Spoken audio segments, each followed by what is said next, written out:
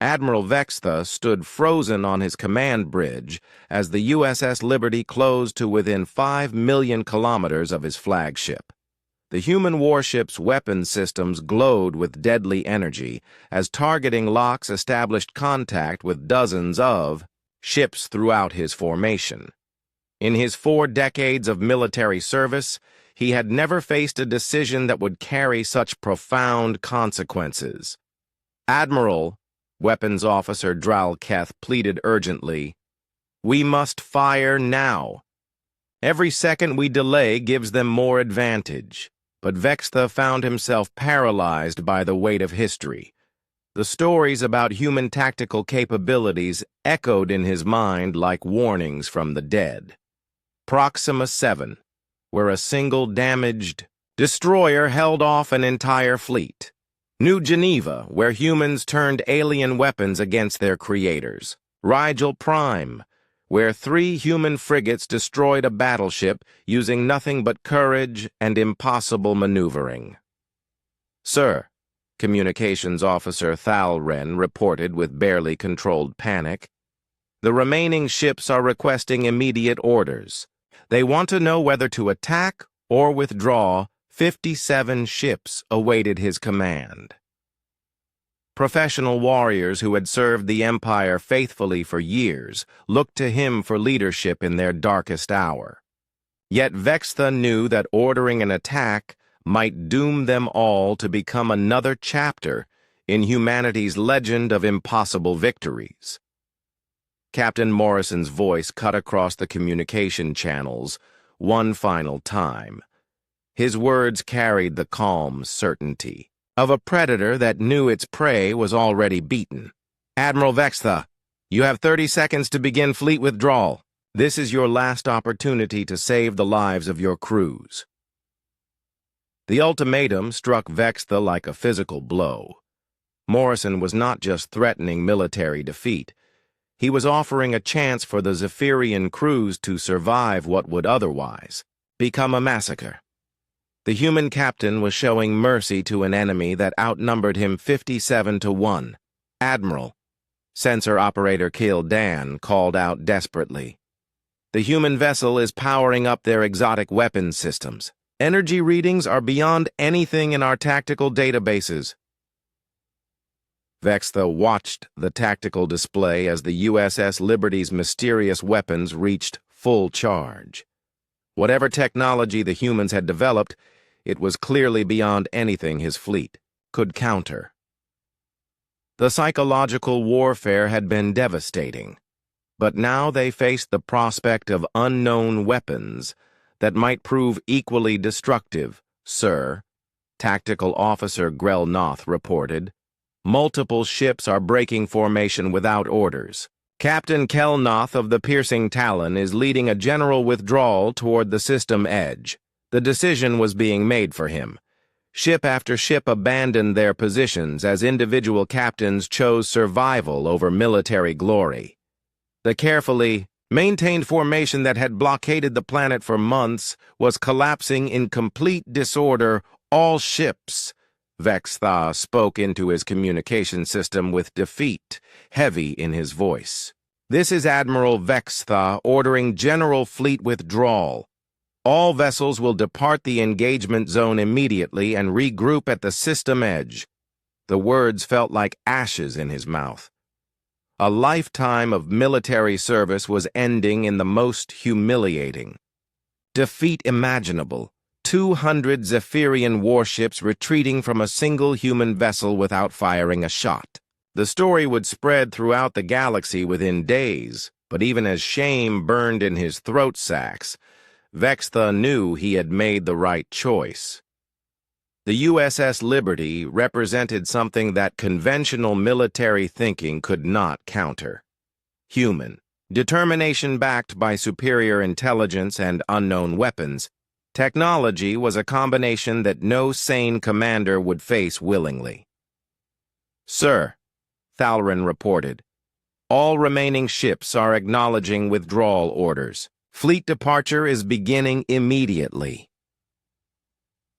On the bridge of the USS Liberty, Captain Morrison watched the enemy fleet scatter like leaves before a storm. Ship after ship broke away from their formation and accelerated toward the outer system. The blockade that had strangled the colony below for months was dissolving without a single shot being fired. "Tony, stand down from general quarters," Morrison ordered. "Looks like we won't be needing those weapons after all." Weapons Officer Rodriguez powered down the Liberty's combat systems with obvious relief. "Honestly, sir, I wasn't sure what we would have done if they had decided to fight. 57 ships is a lot of firepower to face, even with our advantages." Morrison smiled as he watched the last enemy vessels disappear into the darkness beyond the outer planets.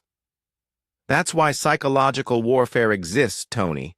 Sometimes the threat of violence is more effective than violence itself." Navigator Park looked up from her station with admiration. "Sir, how did you know they would retreat instead of fighting?" "I studied their culture and their military history," Morrison replied.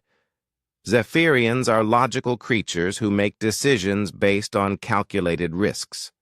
Once I demonstrated that we knew their weaknesses and carried unknown weapons, the logical choice was withdrawal." Chief Engineer Watson's voice came over the intercom from the engine room. "Captain, all systems are running smoothly. Those exotic energy signatures we were broadcasting really got their attention. Good thing they didn't realize it was mostly sensor interference and reactor modifications." Morrison activated his communication system to contact the planet below. "Colonial Command, this is Liberty Actual. The blockade has been broken. You are clear to begin supply operations immediately." Ground Commander Collins responded with obvious emotion in his voice. "Liberty Actual, this is Colonial Command. We have you on sensors and confirm enemy fleet withdrawal. Sir, I don't know how you did it, but you just saved 8,000 lives down here. Just doing our job, Steve." Liberty out. Morrison turned to address his bridge crew. "Lisa, set course for planetary orbit. We'll escort the first supply convoy down to make sure there are no stragglers waiting to cause trouble. Tony, maintain sensor watch for any enemy vessels that might try to return." The USS Liberty changed course toward the planet, its mission accomplished without firing a single shot. In the ship's wake, empty space marked where one of the largest alien fleets ever assembled had fled in disorder from 300 humans. Admiral Vextha's voice came over the communication channels one final time as his flagship departed the system. His words carried the weight of military tradition and grudging respect for a superior opponent. "Captain Morrison, this engagement will be remembered. Your tactical skills and psychological warfare have achieved something that will be studied in military academies for generations." Morrison acknowledged the tribute with professional courtesy. "Admiral Vextha, your decision to withdraw saved thousands of lives on both sides. That takes courage of a different kind." The communication channel closed as the last Zephyrian ships disappeared into hyperspace. The system fell silent except for the quiet hum of the Liberty's engines. As she approached her destination, Captain Morrison settled into his command chair and activated his personal log. "Mission log! Captain Jake Morrison commanding USS Liberty. We have successfully broken the enemy blockade of Kepler 442b through psychological warfare and superior intelligence gathering. No shots were fired. No casualties sustained on either side. The colony is secure and supply lines have been re-established." He paused in his recording to watch the planet grow larger on the main screen. 8,000 colonists would live because fear had proven more powerful than weapons. The reputation that humans had built through countless impossible victories had achieved another triumph without adding to the galaxy's casualty lists. Personal note. Morrison continued. Today's action demonstrates that humanity's greatest weapon is not our technology or our ships, but our reputation for achieving the impossible. The enemy defeated themselves through fear of what we might do, rather than what we actually did. This psychological advantage must be preserved and cultivated, as it may prove more valuable than any conventional weapon in future conflicts. Morrison closed his log and opened a communication channel to Terra Command. Admiral Kate Sullivan's image appeared on his screen within minutes, her expression showing both relief and curiosity about the mission's outcome. "Jake, we received your preliminary report. Is it true that the entire enemy fleet withdrew without engaging?" "Yes, Admiral. 200 ships scattered like a flock of birds. The psychological warfare approach worked exactly as planned. Fear accomplished what a battle group might not have. Achieved." Sullivan shook her head in amazement. "The intelligence community will want a full debrief on your methods. This kind of bloodless victory could revolutionize how we handle future conflicts." "Understood, Admiral. But remember that this approach only works because of the reputation our people have built through actual combat. The aliens retreated because they knew what humans are capable of when pushed to extremes." "Good point. Maintain station and oversee the supply operations. You've earned some quiet time after pulling off the impossible again." The communication ended as the USS Liberty entered orbit around Kepler 442b. Below them, the colony that had survived 3 months of blockade prepared to receive the supplies that would ensure their continued survival. Morrison stood and walked to the main viewport. In the distance, he could see the first supply shuttles launching from the planet's surface. Children who had gone hungry would eat tonight, families that had been separated. Admiral Vextha stood on the bridge of his flagship as chaos erupted throughout his fleet.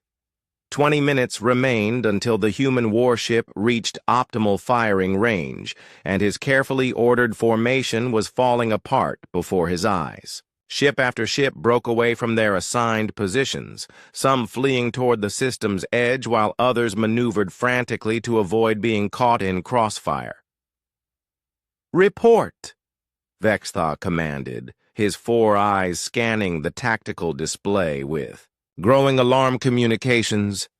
Officer Thalren's voice cracked with stress as he delivered the latest updates.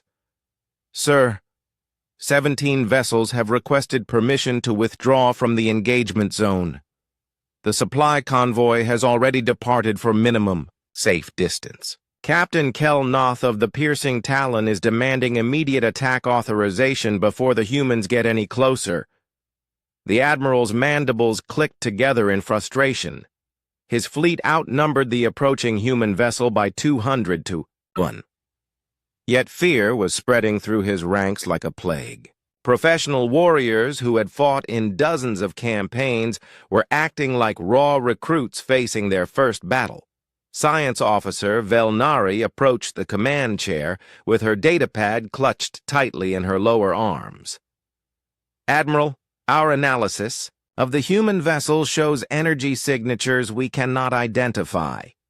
Their weapon systems appear to be based on technology that does not match any known Terran Federation designs." "Explain," Vextha ordered. "The power readings suggest they are carrying experimental weapons, possibly quantum-based energy projectors or exotic matter manipulators. We have no tactical data on how to counter such systems." Vextha's throat sacs deflated as the implications became clear. The humans were not just outnumbered and outgunned. They were carrying weapons that his fleet had no experience fighting against. The tactical advantage he thought his forces possessed was evaporating with each passing minute. "Sir," Thalren called out urgently, "Captain Drelkon of the Eternal Vigilance is reporting that his crew is refusing orders. They want to withdraw immediately." "Put me through to Drelkon now." The communication channel crackled as the connection established. Captain Drelkon's voice carried barely controlled panic as he spoke. "Admiral, my crew has studied the human combat records. They know what happened at Proxima 7 and New Geneva. They will not fight humans at close range." Vextha felt his carefully maintained authority slipping away. "Captain, you will maintain your position and follow orders or face court-martial. What good will a court-martial do if we are all dead?" Drelkon replied. "Admiral, I have served the Empire for 20 years. I have never disobeyed orders, but I will not sacrifice my crew in a hopeless battle against humans. We are withdrawing to safe distance." The communication channel went dead as the Eternal Vigilance broke formation and began accelerating toward the outer system. Within minutes, 3 more ships followed their example. The fleet that had maintained perfect discipline for months was disintegrating under the psychological pressure of facing a single human warship. Meanwhile, aboard the USS Liberty, Captain Morrison monitored the enemy fleet's collapse with grim satisfaction. His plan was working better than he had dared hope. The aliens were defeating themselves through fear and panic, saving his crew from what would have been a desperate battle against impossible odds. "Distance to target," Morrison asked. 15 million kilometers and closing, Navigator Park reported. "We'll be in extreme missile range in 12 minutes. Morrison activated his communication system to contact the planet below. "Colonial Command, this is Liberty Actual. Status report, ground." Commander Steve Collins responded immediately from the planet's surface. "Liberty Actual, this is Colonial Command. We have supply drops ready for immediate deployment once you establish a corridor. Medical evacuations are standing by for transport. The colony is holding together, but we need those supplies desperately." "Understood. Steve, we're about to clear a path for you. Stand by." Morrison switched to an internal channel. "All department heads, report readiness status." Chief Engineer Watson's voice came first. "Engineering reports all systems optimal. We can maintain full power for extended combat operations." Weapons Officer Rodriguez followed. "All weapons charged and ready. Target solutions locked for priority threats. Point defense systems tracking multiple incoming missiles." Medical Officer Dr. Karen Hayes checked in from sickbay. "Medical is prepared for casualties. Emergency surgical teams standing by."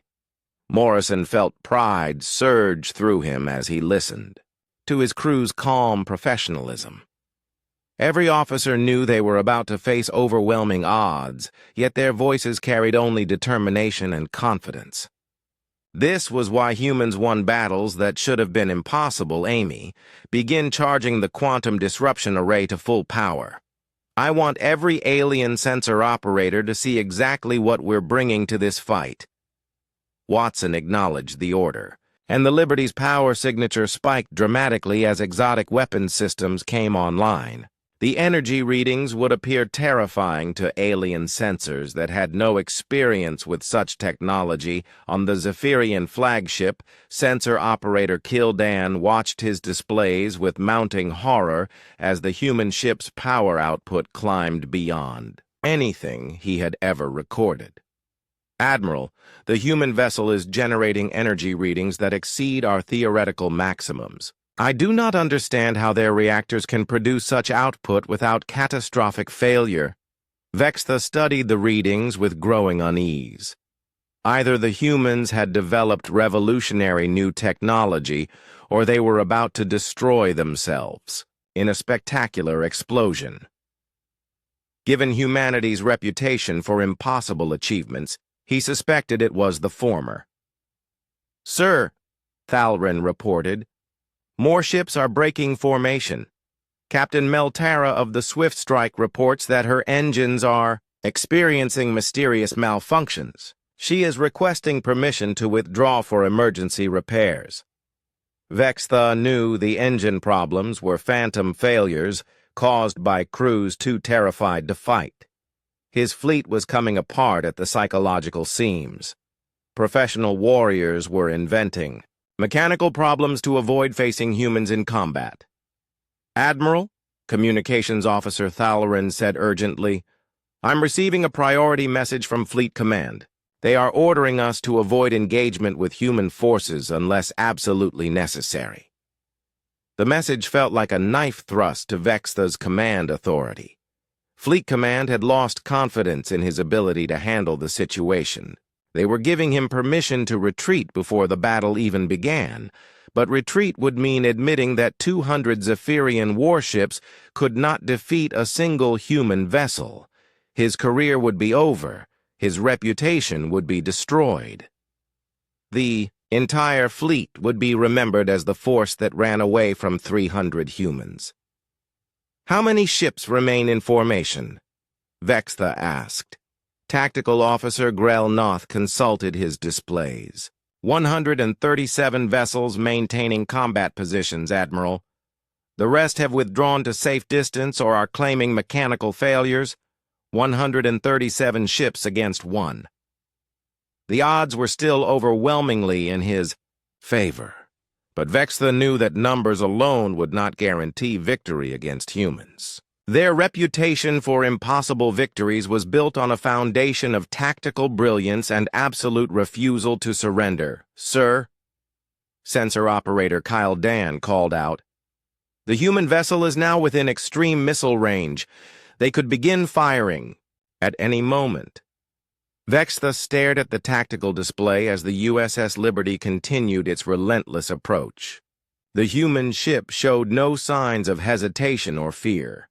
It flew toward the heart of his formation like a predator stalking prey, confident in its ability to survive whatever his fleet could throw at it, Admiral, Thalren reported. "Captain Morrison is broadcasting again on open channels." The human captain's voice filled the bridge speakers with the same calm professionalism he had displayed throughout his approach. "Admiral Vextha, you now have 10 minutes to begin fleet. Withdrawal. After that point, I will consider any Zephyrian vessel within weapons range to be a hostile target." The ultimatum sent fresh waves of panic through the remaining ships in formation. More vessels began. Captain Morrison stood before the communications console as the USS Liberty closed to within 40 million kilometers of the enemy fleet. The moment had come to begin the most important part of his mission. Not the shooting or the tactical maneuvering, but the psychological warfare that would determine the battle's outcome before the first shot was fired. "Tony, open a channel on all Zephyrian military frequencies. I want every ship in that fleet to hear this message." Rodriguez nodded and activated the communication array. "Channel open, sir. You're broadcasting to the entire enemy fleet." Morrison took a deep breath and began speaking in flawless Zephyrian. His pronunciation was perfect, each clicking consonant and whistling vowel sound delivered with native fluency. The effect on alien crews who heard their own language spoken by a human would be profound. "This is Captain Jake Morrison of the Terran Federation vessel USS Liberty. You have 47 minutes to withdraw from this system before we arrive at optimal firing range. This is your only warning." The message went out across the void, carried by radio waves to every ship in the Zephyrian formation. Morrison had kept it simple and direct. No threats, no dramatics. Just a calm statement of fact delivered in their own language by a human who clearly understood their culture and capabilities. The response was immediate. Communication channels across the alien fleet erupted with panicked chatter. Ship captains demanded confirmation of what they had heard. Navigation officers recalculated the human ship's approach time. Weapons officers checked and rechecked their targeting systems, sir, Park reported from the helm. "Enemy fleet is showing increased activity. Multiple ships are powering up additional systems." Morrison smiled grimly. Fear was spreading through the enemy formation like a virus. Each alien, Crew member who heard his message would remember every story they had ever been told about human combat capabilities. They would think about battles where humans had achieved impossible victories against overwhelming odds. Admiral Vextha's response came within minutes. The Zephyrian commander's voice carried across the communication channels with forced authority. "Human vessel, you are outnumbered 200 to 1. Withdraw immediately or face destruction." Morrison had expected exactly that response. He activated his communication system again and replied in the same calm, measured tone he had used before. "Admiral Vextha, commanding officer of the Zephyrian Third Fleet, your flagship dominant strike, commissioned 8 years ago at the Kepler shipyards. Your service record includes the vegan border conflict and the siege of Altair Prime. You have never faced humans in direct combat." The silence that followed Morrison's words was profound. Every alien in the fleet now knew that the human captain possessed detailed intelligence about their commander. More than that, he had delivered it in a way that demonstrated complete confidence in his own abilities. "How did you know about Vextha's service record?" Park whispered from her station. Morrison kept his voice low as he replied. "Intelligence. Briefing before we left Earth. But they don't need to know that. Let them wonder how much we know about each of their ships." Rodriguez looked up from his weapons console with approval. "Psychological warfare at its finest, sir. You've got them thinking about everything except their tactical advantages." The captain activated his communications array once more. This time he addressed the entire enemy fleet, speaking the name and class of individual ships within their formation. Zephyrian heavy cruiser Piercing Talon, commissioned 4 years ago under Captain Kelnoth. Crystalline hegemony battleship Eternal Harmony, flagship of Admiral Kelthera. Vegan Republic destroyer Swift Justice, currently operating under treaty obligations to the Zephyrian Empire. Morrison continued for several minutes, demonstrating intimate knowledge of the enemy fleet's composition, command structure, and recent operational history. Each ship he named would know that humans had been watching them, studying them, learning their weaknesses and preparing countermeasures. The psychological impact was devastating. Alien crews across the fleet began to realize that they were not facing a desperate suicide mission by inexperienced humans. They were confronting a carefully planned operation conducted by people who understood exactly what they were doing. "Amy," Morrison called to his chief engineer over the intercom. "I need you to start charging our experimental weapons systems. Make sure the energy signatures are visible to enemy sensors." Watson's voice carried excitement as she replied, "Aye, sir. Bringing the quantum disruption array online now. This should give their sensor operators something interesting to look at." The USS Liberty's power output spiked as exotic weapon systems came online. The energy signatures were unlike anything in standard Zephyrian or crystalline technology. To alien sensors, the human ship would appear to be carrying weapons that they could not identify, or Counter Morrison watched his tactical display as the enemy fleet began to show signs of serious strain. Several ships broke formation slightly, moving to positions that would allow them to retreat quickly if necessary. Others began active scans of the Liberty, desperately trying to understand what kind of weapons they might be facing, sir, Rodriguez reported. "I'm detecting weapons charging on approximately 30% of the enemy fleet. They're getting ready for a fight." "Good," Morrison replied. "Fear makes people do predictable things. They'll either run or attack in a disorganized panic. Either way works for us." The captain opened another communication channel, this time directing his message to specific ships that intelligence had identified as carrying critical supplies or command personnel. "Zephyrian supply vessel abundant. Harvest. You are carrying medical supplies needed by your fleet. Recommend you withdraw to safe distance before combat begins. Crystalline Diplomatic Courier Peaceful Dawn. Your passengers include Ambassador Velketh of the Trade Council. Suggest you depart the combat zone immediately. The message had exactly the effect Morrison intended. Within minutes, both named vessels began moving toward the edge of the system. Other non-combat ships quickly followed their example. The enemy fleet was losing support vessels and command ships without a shot being fired. "Captain," Park called from her station, "I count 17 enemy vessels moving away from the main formation. Looks like they're withdrawing to minimum safe distance." Morrison nodded with satisfaction. Every ship that left the formation was one less weapon pointed at his crew. More importantly, each departure would further demoralize the remaining alien forces. Nothing destroyed military morale faster than watching your own side abandon the battle. The USS Liberty continued its approach, now within 30 million kilometers of the enemy fleet. Morrison could see individual ships clearly on his tactical display. The alien formation that had looked so imposing an hour ago now showed gaps where vessels had withdrawn. Fear was accomplishing what an entire battle group might not have achieved. "Tony, start targeting individual ships by name.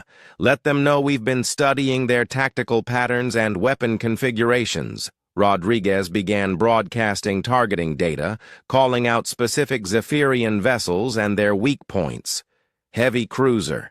Piercing Talon. Note your port shield generators show energy fluctuations consistent with aging power coupling.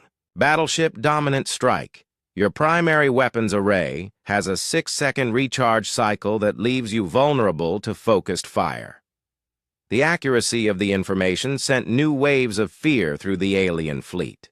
Ship captains who heard their vessels. Technical problems described in detail by human intelligence began to wonder what else the enemy knew about their capabilities. Morrison activated his communication system one final time as the Liberty approached the 20 million kilometer mark. His voice remained calm and professional as he delivered what he knew would be his most devastating psychological blow. "All Zephyrian vessels, be advised that Captain Jake Morrison, commanding USS Liberty, was weapons officer aboard the destroyer. Relentless during the Battle of Proxima 7.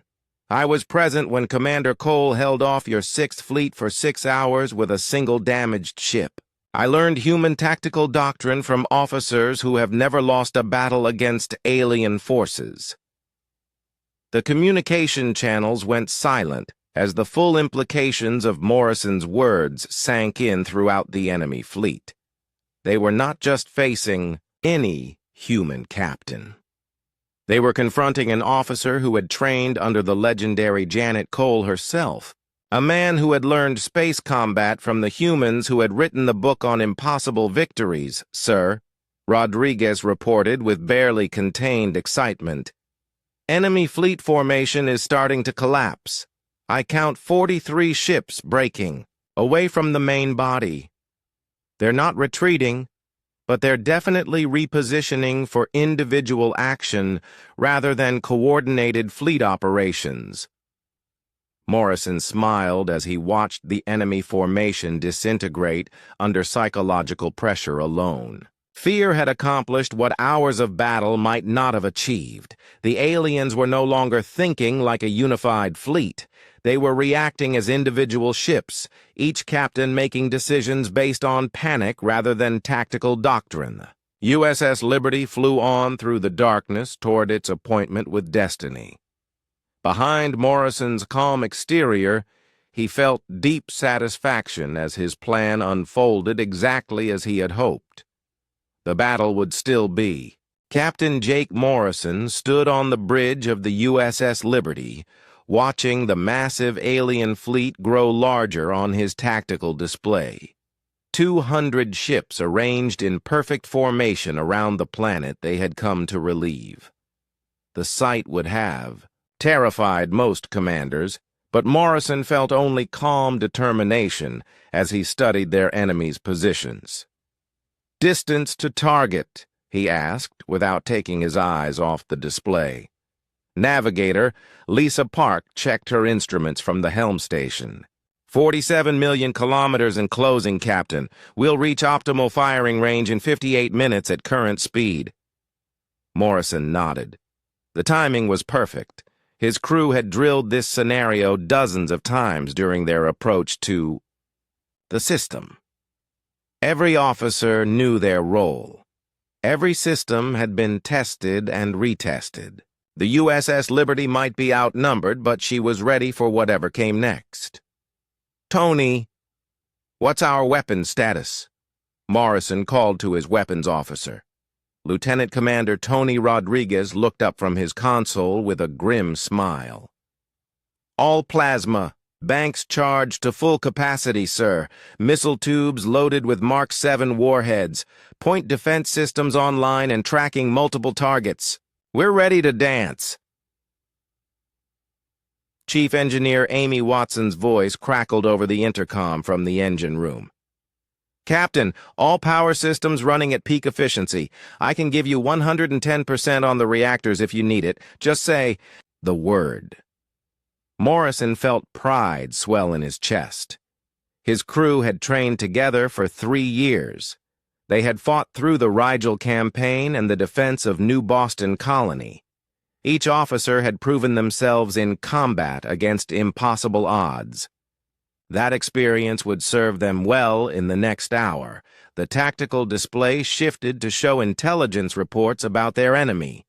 The Zephyrian Empire had sent their best ships to blockade Kepler 442b.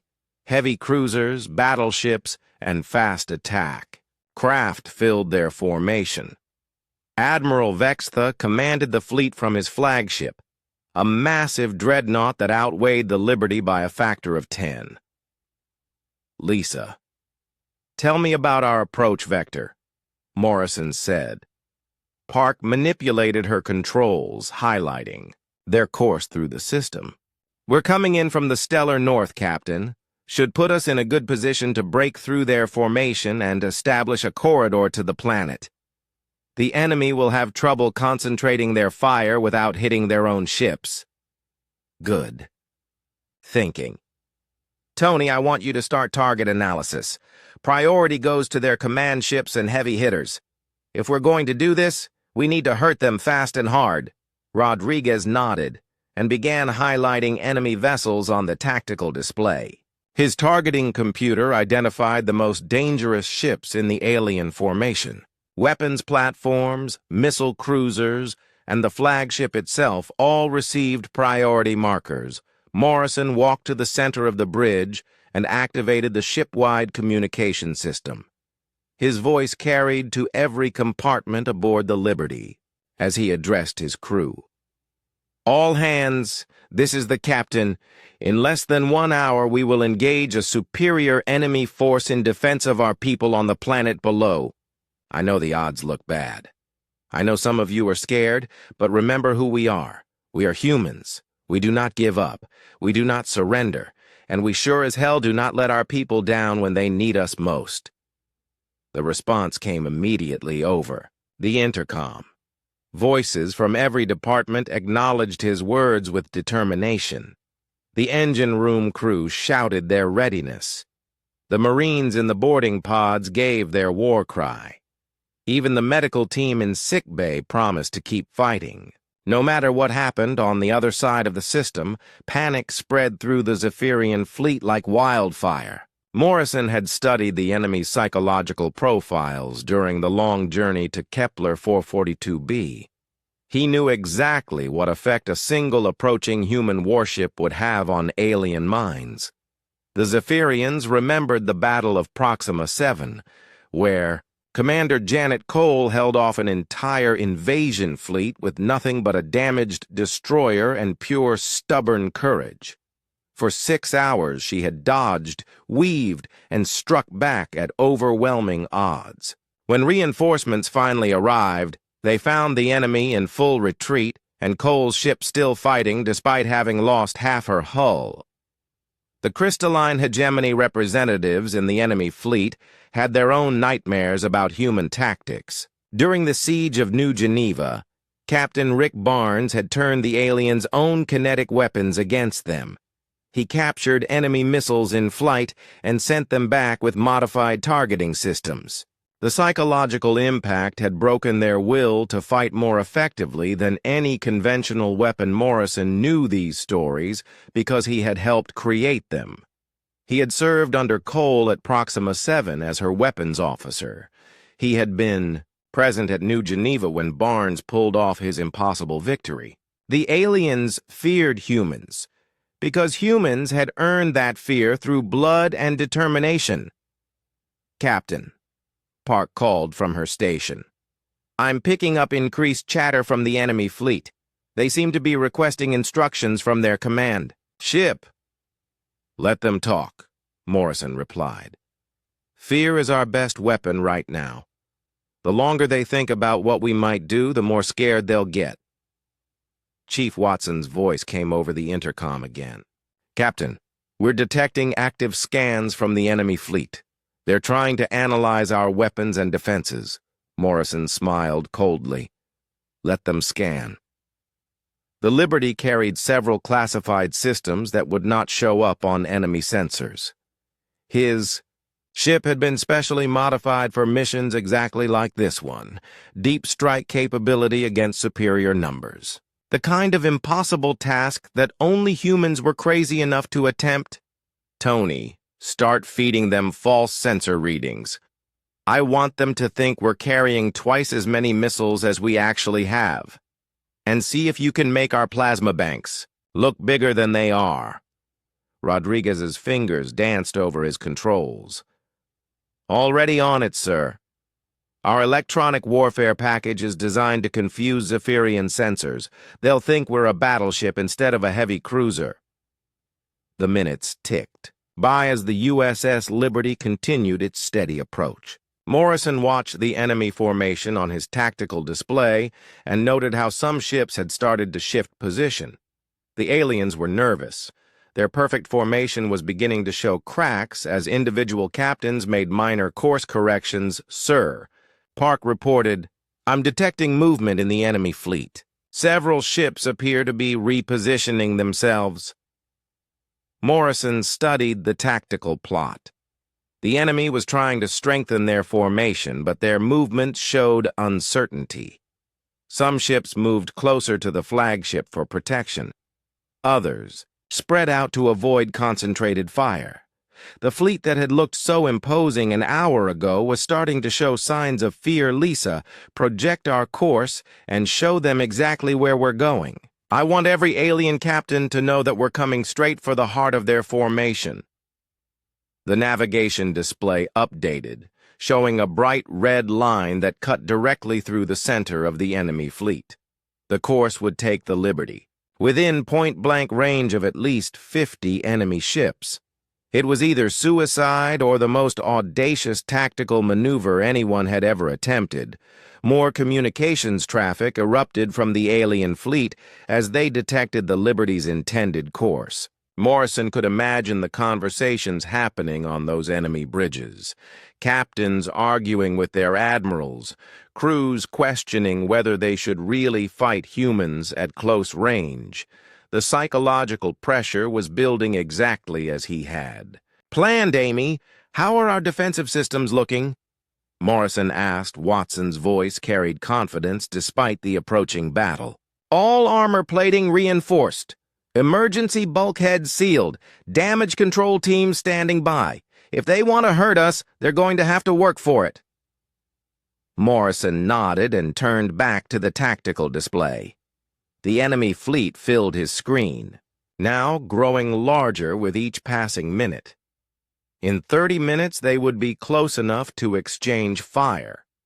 In 40 minutes, the real battle would begin, but Morrison suspected the battle might be over before it really started. He had fought aliens before. He knew how their minds worked. They were logical, predictable creatures who calculated odds and made sensible decisions based on available information, humans were different.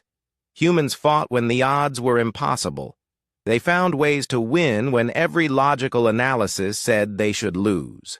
They turned defeats into victories through sheer, bloody-minded refusal to give up. The USS Liberty flew toward 200 enemy ships with the confidence of a predator hunting prey.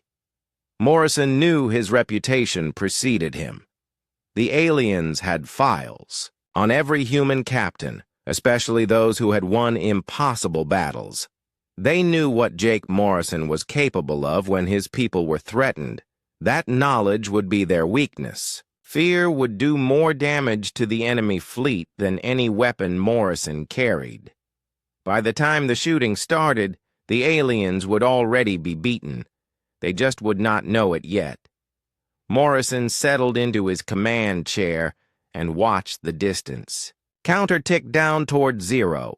Soon they would find out if his reputation was enough to save the colony below. Soon they would discover whether one human ship could defeat an entire alien fleet through courage alone. The USS Liberty flew on through the darkness, carrying 300 humans toward their date with destiny. The stars hung cold and distant around the mining world of Kepler 442b as Admiral Vexta watched the tactical display from his command chair.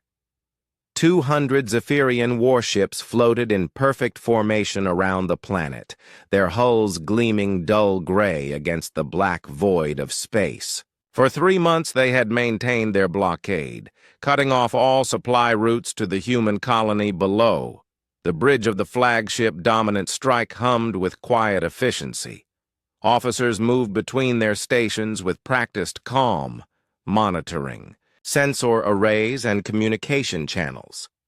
The air recyclers whispered softly, mixing the ship's atmosphere with the bitter scent that all Zephyrians preferred. Everything felt routine, almost boring after so many weeks of simple patrol duty. Sensor operator Kyle Don sat at his station near the back of the bridge, watching the long-range scanners with half-closed eyes. The same empty readings had filled his screens for days now. Nothing moved in the outer system except for the occasional asteroid or ice chunk drifting between planets. His claws tapped rhythmically against the control panel as he fought off the drowsiness that came with endless hours of watching nothing happen. Then something changed. A new contact appeared at the very edge of his scanner range, just a tiny blip among the background noise. Kyle Dan straightened in his chair and adjusted the sensor gain, thinking it might be another piece of space debris. But the contact moved with purpose, following a direct course toward their fleet position. His throat, sacs inflated with surprise as he realized what he was seeing. "Admiral?" Kyle Dan called out, his voice cracking slightly with nervousness. "I have a contact on long-range sensors." Admiral Vexta turned his massive head toward the sensor station. His 4 eyes focused on Kyle Dan with the intensity that had made him famous throughout the Zephyrian fleet. "Show me," he commanded, his deep voice echoing across the bridge. The main tactical display shifted to show the outer system. A single red dot appeared near the edge of the holographic projection, moving steadily inward. Vexta studied the contact's movement pattern and felt his mandibles click together involuntarily. The trajectory was too straight, too purposeful to be anything but a warship. "Can you identify the vessel?" Vexta asked. Though part of him already feared the answer, Kyle Dan's claws danced over his controls, pulling up spectral analysis and mass readings. The computer systems worked for several long seconds before displaying their results. When the identification appeared on screen, every officer on the bridge went silent, human vessel, Terran Federation heavy cruiser. Designation, USS Liberty. The bridge remained frozen for a heartbeat. Then Communications Officer Thalren's console erupted with incoming transmissions. Every ship in the fleet was detecting the same contact. Urgent voices filled the communication channels as captains and sensor operators across the fleet reported the approaching human warship, "Sir," Thalren said, his voice barely above a whisper. "All ships are requesting instructions. They want to know what our response should be." Admiral Vextha stared at the tactical display. One ship. A single human vessel approaching 200 of the finest warships in the Zephyrian Empire. By every logical measure, the humans were insane to even attempt such a thing. But logic had never applied to humans, and Vextha knew it. He had fought humans before, during the border skirmishes near the Centauri system. He had seen what they could do when cornered. The memories still visited him in his sleep sometimes, filled with images of human ships that refused to surrender even when their hulls were torn apart and their life support was failing. "How long?" "Until they reach weapons range," he asked. Navigation Officer Keltar consulted his calculations. "At current speed, approximately 1 hour and 12 minutes, Admiral Vexatha's secondary arms drummed against his chair's armrests. 1 hour. Such a short time to decide the fate of his entire fleet. He could order an attack now while the human ship was still far away and vulnerable.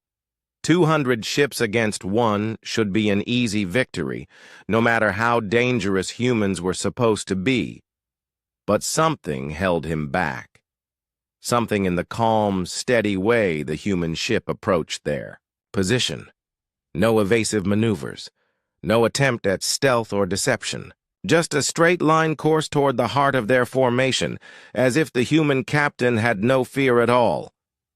"Sir," Thalren called out again. "Captain Kelnoth of the Piercing Talon is requesting permission to form a forward strike group. He suggests we eliminate the human vessel before it can get closer." The suggestion made tactical sense. Vexatha knew he should give the order immediately, but stories echoed in his memory. Tales passed down through the fleet about human unpredictability, about ships that became more dangerous as they took damage, about crews that fought harder when facing impossible odds. "Tell Captain Kelnoth to maintain position," Vextha ordered. "All ships will hold formation until further notice." More transmissions flooded in from across the fleet. Some captains demanded immediate action. Others requested permission to withdraw to safer positions.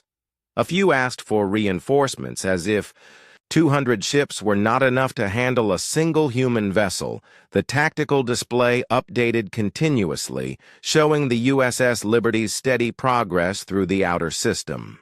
The ship's course never wavered. No course corrections. No signs of hesitation.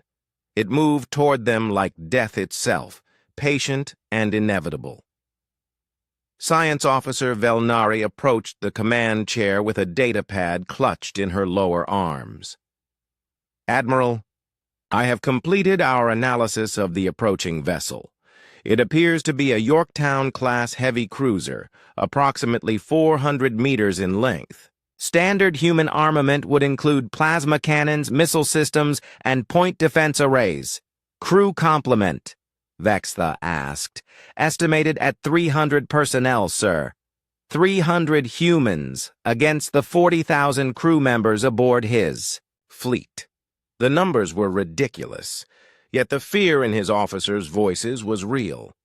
The tension on the bridge grew thicker with each passing minute as the human ship drew closer to their position. "Admiral," sensor operator Kyle Dan called out, "I'm detecting additional energy signatures from the human vessel.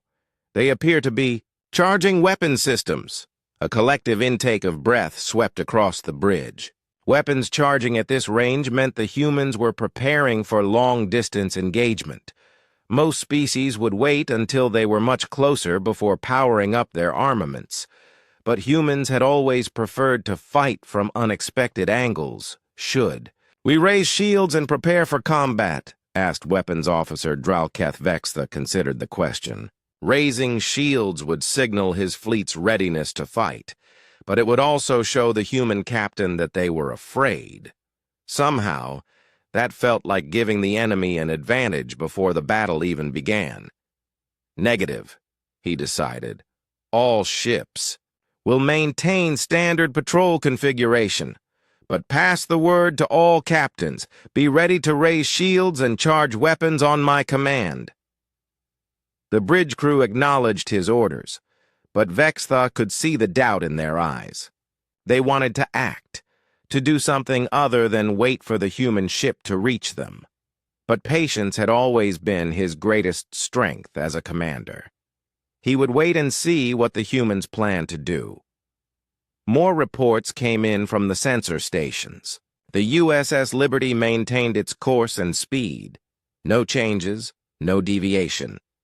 Just the steady approach of a single human warship against the largest Zephyrian fleet assembled in this sector. As minutes ticked by, Admiral Vextha found himself thinking about the human colony on the planet below. For months they had slowly starved under his blockade.